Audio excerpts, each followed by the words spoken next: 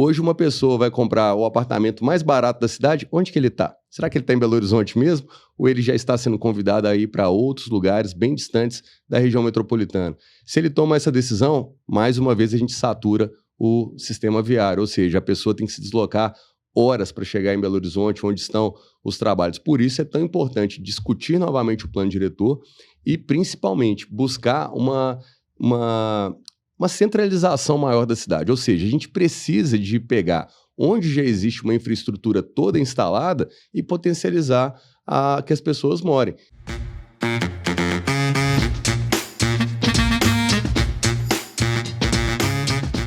Seja muito bem-vindo a mais um episódio do Ponto Imobiliário. Você conhece o Ponto Imobiliário, é um podcast da NET Imóveis em parceria com a Rádio CDL-FM. São análises, são tendências, são leituras e boas conversas sobre o mercado imobiliário. No episódio de hoje, a gente vai falar de um tema que é muito importante para o entendimento do setor imobiliário, que é o desenvolvimento urbano, com foco na mobilidade, no planejamento da cidade, em novas oportunidades. Para essa conversa, um convidado especial com quem eu converso há mais tempo e que é sempre um prazer conversar. Braulio Lara, diretor da Solimob, NET Imóveis, vereador em Belo Horizonte pelo Partido Novo. Braulio, obrigado por estar aqui nessa prosa com a gente. Paulo, eu que agradeço o convite de estar aqui. Afinal de contas, né, a minha história e a história da NET Imóveis estão totalmente juntas e a gente está aqui para falar de mercado imobiliário, mas falar um pouco de política também sempre é muito gratificante. Conta para a gente como é que foi a sua entrada no mercado imobiliário. Porque antes de ser o Braulio do Partido Novo, você falava para mim que você era o Braulio da NET Imóveis já. Então conta como é que foi a entrada no mercado imobiliário. Muito novo, eu comecei a trabalhar com meu pai era do segmento gráfico. Mais tarde eu acabei dentro da própria universidade atuando dentro do segmento educacional, mas quando veio o boom imobiliário, eu fui convidado então para abrir uma empresa. E essa empresa hoje é a Solimob NET Imóveis. Na época, a própria rede ainda estava se estruturando e a gente, então, vivenciou muito desse crescimento, essa percepção de realmente de atualização tecnológica, a própria revolução que a internet trouxe para a gente, né, desde a década de 90, mas foi ali em 2008 que eu comecei os negócios. Mas, na época, também teve muita agitação no mercado, muita perspectiva. Então, montei construtora, incorporadora e atuei de forma muito intensa no segmento de imóveis até 2014, incluindo construção de empreendimentos. Bem, 2014 foi quando teve a reeleição de Dilma Rousseff, né? E 2015, todos os atos nas ruas fora Dilma, e desses eu participei de todos porque eu me senti realmente enganado. E vi realmente que o castelinho de areia que o PT sempre tentou iludir as pessoas, né, não fazia sentido e a gente tinha que entrar, então, realmente para participar da vida política de uma forma mais ativa. Eu tinha 32 para 33 anos e não era uma pessoa envolvida. Então, em 2015, eu fui desafiado na Praça da Liberdade a ser candidato, porque os mais novos tinham que fazer alguma coisa, então eu puxei o ar e falei, então vamos. E aí, neste momento, então, que eu começo a minha trajetória política, a gente teve, para lembrar, naquela época, em 2015, uma recessão gigantesca, o mercado de imóveis praticamente parou. Então, eu encerrei toda a minha atividade de construção civil e fiquei focado só na imobiliária, na Solimob NET Imóveis, justamente vendo que era uma forma mais inteligente de passar pela crise, que durou até o final de 2017, só em 2018, que a gente viu o mercado começando de novo. Então, fui candidato a primeira vez em 2016, não fui eleito, mas tive uma votação expressiva, e aí em 2020, então, fui eleito vereador, né? A minha conexão é total com o mercado de imóveis, e eu vejo que discutir mercado imobiliário, né, tendo todo esse conhecimento, tendo essa trajetória, em paralelo, nesse meio tempo, inclusive fui professor no curso de Engenharia Civil do UniBH. Tudo isso foi se conectando, minha vida profissional com essa representação política. Afinal de contas, a maior parte da legislação que toca o mercado imobiliário é legislação municipal. Lógico que tem vários assuntos que são federais, mas tudo isso aumenta demais o nível de discussão quando você tem embasamento. E, infelizmente, Belo Horizonte ficou muito tempo sem ter uma representação técnica à altura do que é preciso para o mercado imobiliário eficiente. Quando a gente fala em relação cidade e imóveis, ou seja, cidade e habitantes, porque o imóvel necessita de alguém que seja o proprietário ou o morador, a gente fala em mobilidade urbana. E mobilidade urbana a gente fala no trânsito da cidade. O trânsito da cidade beira o caótico em alguns momentos. Como é que isso afeta para quem está no mercado imobiliário e que alterações deveriam ser feitas para poder mudar essa realidade? Paulo, Belo Horizonte vive uma crise muito grande por ter falhado no planejamento e principalmente não ter executado nada. A gente cresceu muito a cidade, cresceu o número de habitantes, cresceu o número de veículos e não cresceu quase nada em infraestrutura. Então, qualquer coisa que for feita hoje, a gente já está literalmente correndo atrás de um prejuízo que foi acumulado ao longo do tempo. A gente está criando agora pequenas válvulas de escape, mas a cidade está realmente num gargalo, numa saturação que nunca antes tinha sido vista. Então, como a gente não pode ficar olhando para trás e ficando inerte, a gente tem que olhar para frente e ser proativo. Então, passou da hora da gente falar em reestruturação de anel rodoviário, tirando os gargalos. A gente tem que reestruturar a plataforma de transporte público da cidade como um todo. Veja, Paulo, que 94 e 94 está logo ali. Eu era criança, ainda adolescente, mas a gente escutou a reformulação do BH-Bus. Naquela época, a linha do metrô, linha 1, era para ser eixo troncal da cidade, onde todos os ônibus fariam uma função de tronco e alimentador da linha troncal do metrô, e a gente teria tido um ganho. Mas o que aconteceu na época? Desfizeram o projeto inteiro, criaram um paralelismo na nossa cidade, onde a gente tem pessoas que saem ali da região norte, na região de Venda Nova, no Shopping Estação, para descer para o centro de ônibus, ao invés de estar todo mundo dentro do metrô. A gente vê um sistema de integração tarifária que não ocorreu.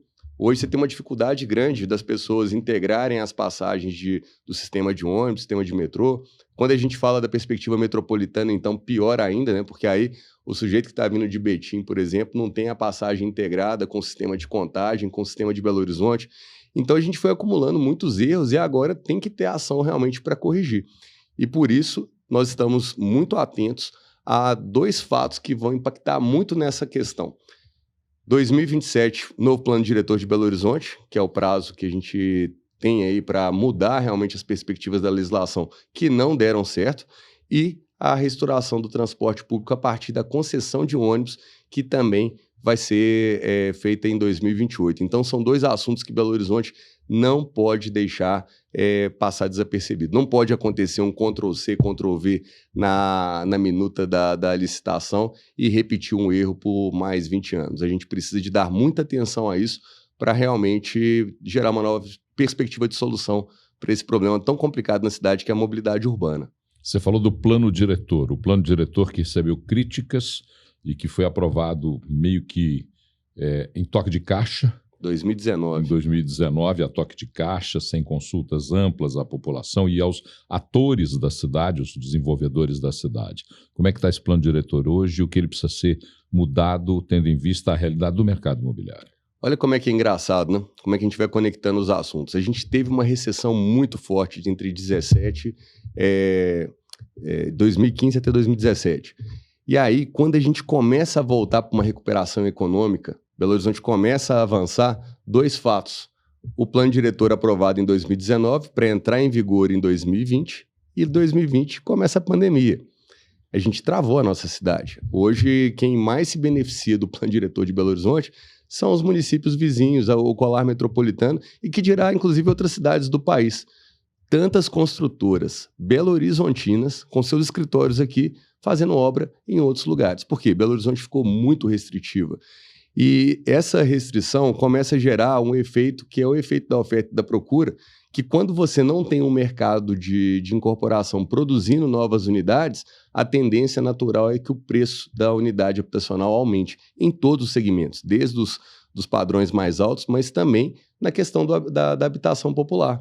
Hoje uma pessoa vai comprar o apartamento mais barato da cidade, onde que ele está? Será que ele está em Belo Horizonte mesmo? Ou ele já está sendo convidado a ir para outros lugares bem distantes da região metropolitana? Se ele toma essa decisão, mais uma vez a gente satura o sistema viário, ou seja, a pessoa tem que se deslocar horas para chegar em Belo Horizonte, onde estão os trabalhos. Por isso é tão importante discutir novamente o plano diretor e, principalmente, buscar uma centralização maior da cidade. Ou seja, a gente precisa de pegar onde já existe uma infraestrutura toda instalada e potencializar que as pessoas morem. Por isso esse esforço agora, que inclusive a Prefeitura já colocou para rodar na Câmara, que é de fomentar o centro da cidade, de revitalizar o centro, de atrair novos empreendimentos, novas moradias, que isso sim vai começar a reequilibrar essa conta, essa matemática de custo de moradia, onde morar e, principalmente, dar acesso em todos os níveis para as pessoas que aqui moram na cidade. Falar em moradia, vamos falar em habitação social. Como é que você vê essa questão? O que tem que avançar nessa discussão em Belo Horizonte? Essa discussão da moradia social, ela é fundamental, porque assim, tem um nível zero da história que vai resolver, por exemplo, até abrigamento de pessoas que estão nas ruas, porque a gente precisa de não ter pessoas que morem nas ruas.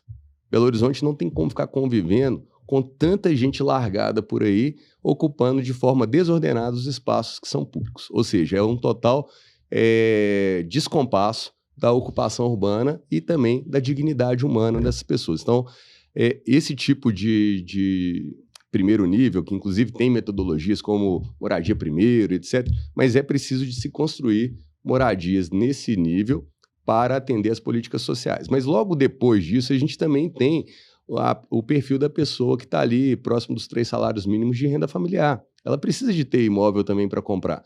E para que esse imóvel se viabilize, a gente tem 2 saídas na cidade. A primeira delas, na verdade, sempre foi de diminuição de área. Isso também não é tão desejável, mas é o que a gente chama no mercado imobiliário de japonização, né? Aqueles apartamentos de 1 quarto que a gente via antigamente lá em Tóquio, no Japão. Nunca fui lá não, mas por reportagens, né? Está começando a acontecer aqui, né? Cada vez mais vai se comprimindo as áreas para você continuar tendo um valor acessível. Mas você tem uma outra perspectiva, que é o custo do território, o custo do terreno.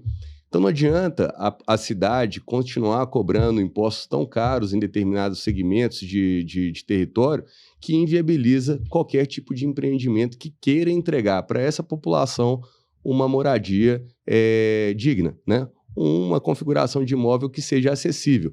E, por fim, tudo isso tem que estar conjugado com o sistema viário, você não tem que adensar um lugar onde não tem infraestrutura, porque senão o problema está logo ali na frente. E esse pensar urbanístico, ele só tem como ser calibrado alterando e melhorando os parâmetros construtivos que estão estabelecidos nos planos diretores, né? Nas leis de uso e ocupação do solo, o potencial construtivo. Então, Belo Horizonte precisa de calibrar essa relação.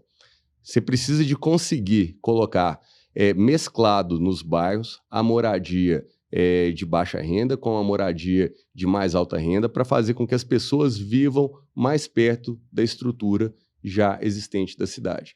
Eu vejo que esse é o nosso desafio. E para finalizar isso, eu brinco que mercado imobiliário é planilha de Excel. É matemático. Não adianta você pegar e fazer uma coisa que a matemática não vá suportar. E dentro dessa perspectiva matemática, né, hoje o pobre paga mais caro do que o rico para morar, porque proporcionalmente o valor de aluguel que se paga num barracão na favela é muito maior do que o percentual que se paga de um aluguel de um apartamento de luxo. Por que isso acontece? É justamente por isso. A gente sabe que quanto maior é o ticket, as pessoas têm mais dificuldade de chegar, então o preço cai. Mas aquele imóvel de baixa renda, hoje ele custa caro porque a gente não habilita uma forma inteligente de se construir novos imóveis. Então, é a relação de oferta e procura do mercado e a gente precisa conseguir interferir nisso com o quê? Com os parâmetros urbanísticos e os potenciais construtivos, né? É como se fosse um incentivo, mas a gente tem que saber fazer o incentivo certo na hora certa. Você falou em regiões e Belo Horizonte tem uma região que tem títulos, preservação, mas pouca efetividade na sua transformação urbana, que é a Pampulha. Talvez a discussão mais séria para Belo Horizonte seja hoje revocacionar, além do centro da cidade, que já está sendo discutido com muita intensidade, mas revocacionar a Pampulha como importância, não só como patrimônio, preservação ou título, mas como importância urbana. Para onde vai a Pampulha? O que se pode pensar daquela região? A Pampulha é a maior joia que a gente tem na nossa cidade.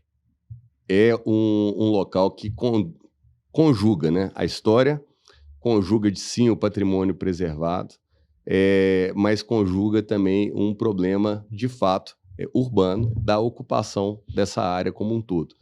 Então você tem uma orla, por exemplo, que a gente tem dificuldade de implementar um setor comercial, gastronômico, etc., que seria muito interessante para que desenvolvesse a nossa cidade. A Pampulha, ela é um centro geográfico da região metropolitana como um todo. E ela acaba não tendo, hoje, a devida atenção. Minha conexão, Paulo, com a Pampulha se deu muito por causa das 2 CPIs que eu fui relator, investigando esses contratos criminosos de tratamento de águas e de desassoreamento que aconteceram ao longo dos últimos anos. Em 20 anos, já se consumiu mais de 1,4 bilhão de reais e a gente não tem resultados efetivos. Muito pelo contrário, a gente ainda vê esses escândalos, a prefeitura recebendo Polícia Federal na sua porta, porque muitos desses contratos que foram feitos, inclusive superfaturados, não trouxeram uma efetividade estrutural para o problema da poluição da lagoa. Isso vai maquiando uma série de situações de discussões do próprio entorno. Então, nós não podemos abandonar a região da Pampulha, igual eu sinto que em vários momentos foi negligenciado, sem criar uma solução para os bairros vizinhos. A gente tem um perfil muito diferente, por exemplo, da região oeste, perto do bairro da Enseada das Garças, a parte do próprio Céu Azul, o lado mais nobre ali perto do bairro São Luís. Tudo isso tem que se criar, sim, uma revisão, um novo ecossistema, potencializar o que a gente tem de potencializar no turismo, potencializar a moradia. Por que não criar lotes maiores, lotes parque, mas permitir verticalização? Tudo isso precisa de ser encarado para que essa área tão nobre de Belo Horizonte realmente desenvolva o seu potencial e realmente entregue como uma referência. Porque eu gosto de lembrar que a Pampulha subsidiou a construção de Brasília. Tudo que a gente vê como modernismo em Brasília, na verdade, se espelha no que foi de fato construído e idealizado. Foi um laboratório. Mas é um laboratório que, às vezes, parece que tem gente que negligencia. E isso é muito ruim. Por outro lado, não podemos ficar só olhando para o conjunto arquitetônico, esquecendo que tem um lado oeste. Olha só o crime que é aquela região próxima do zoológico. Aterramento criminoso feito debaixo das vistas do poder público, e agora são assuntos que a gente atua e pretendo um dia resgatar a Pampulha e vê-la completamente restaurada. Como é que você vê Belo Horizonte para os próximos 5 anos? Bem, os primeiros problemas estruturais mais importantes serão discutidos nos próximos 5 anos. Eu já disse sobre a questão do transporte público, né, a concessão de ônibus, a entrega da linha 2 do metrô, que está planejada também para 2028. Isso tem que estar integrado, esse ecossistema. A questão do anel rodoviário também, mas a questão da revisão do plano diretor. Ele é que vai dar a base para se falar dos próximos 10 anos. Não é que na hora que uma lei dessa é aprovada, que no estalar de dedos tudo se resolve. Mas ela cria os direcionamentos para que toda essa produção de moradias, mercado imobiliário aconteça. E outro ponto, Paulo, que eu acho que é muito importante da gente pautar também em discussão. A gente tem que rever e revisitar tudo que foi colocado como tombamento patrimonial histórico na nossa cidade. Existem casas que, pela perspectiva de se defender uma cultura, estão jogadas às traças, criando um ambiente muito deteriorado e que precisam de ser renovadas. Então, às vezes, a nossa saída vai ser o quê? Criar uma documentação forte, uma documentação fotográfica, acadêmica, arquivar, mas vai ter que demolir e dar espaço para a nova cidade. Senão a gente vai ter dificuldade, por exemplo, de restaurar uma Lagoinha, um Carlos Prates e outros bairros que eu poderia citar aqui, que tem várias dessas peças, né, de patrimônio cultural preservado, mas que, na verdade, estão entregando para a nossa cidade hoje áreas vulneráveis, áreas feias, áreas onde que a gente precisa, sim, de uma intervenção. Tudo isso tem que acontecer nos próximos 5 anos. Ser corretor te ajudou a legislar melhor para a cidade? Com certeza. A legislação municipal rege o mercado imobiliário, né? Ser corretor de imóveis, ser incorporador, ser professor de um curso de engenharia civil que trata de mercado imobiliário e principalmente da área de incorporação, me traz propriedade para entender o que às vezes as planilhas, de fato, por essência, já são complicadas. A gente precisa de ter um diálogo muito forte com todo o segmento de arquitetura e urbanismo, toda a classe de corretores de imóveis, que é quem está ali na ponta operando, com todos os incorporadores, que são aqueles que atraem investimento. A construção civil, ela é mola mestra da economia. Ela conecta desde um grande capitalista, mas ela conecta também com pedreiro, com servente, com todo o ecossistema, com toda a cadeia produtiva. Isso gera emprego, isso gera prosperidade, isso faz ter uma cidade viva. A gente precisa de dar muita atenção para isso. Bom, nós estamos finalizando e aqui tem uma prova de fogo de todo o final do nosso programa, que é: conte para a gente uma história que seja marcante, que é, do seu ponto de vista, de ser inusitada, de ser irônica, de ser clássica, engraçada. Conta uma história para a gente. Ô Paulo, você sabe que sempre me perguntam quantas gravatas laranja eu tenho, né?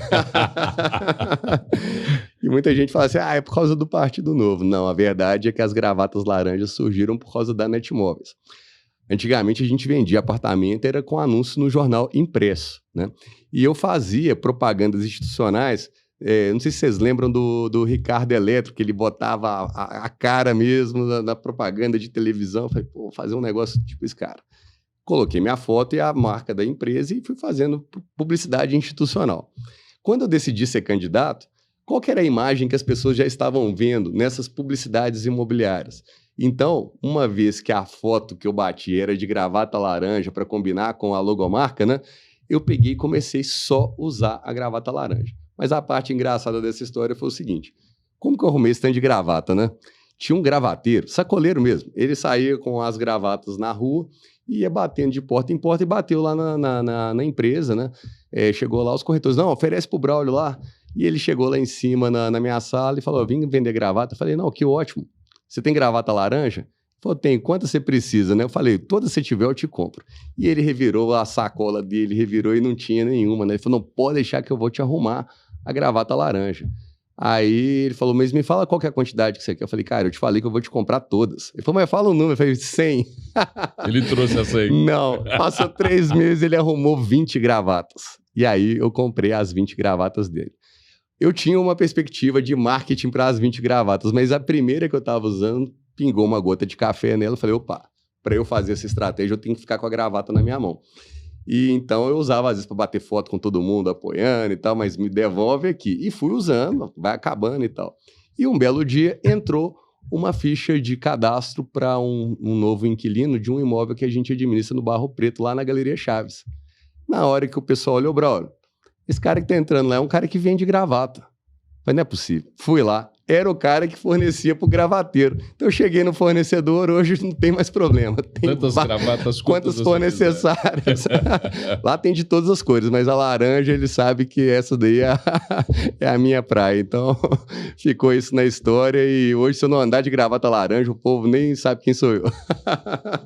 Conversa boa com Braulio Lara, diretor da Solimob Netmóveis, vereador em Belo Horizonte pelo Partido Novo. Braulio, obrigado por ter conversado com a gente nesse nosso ponto imobiliário.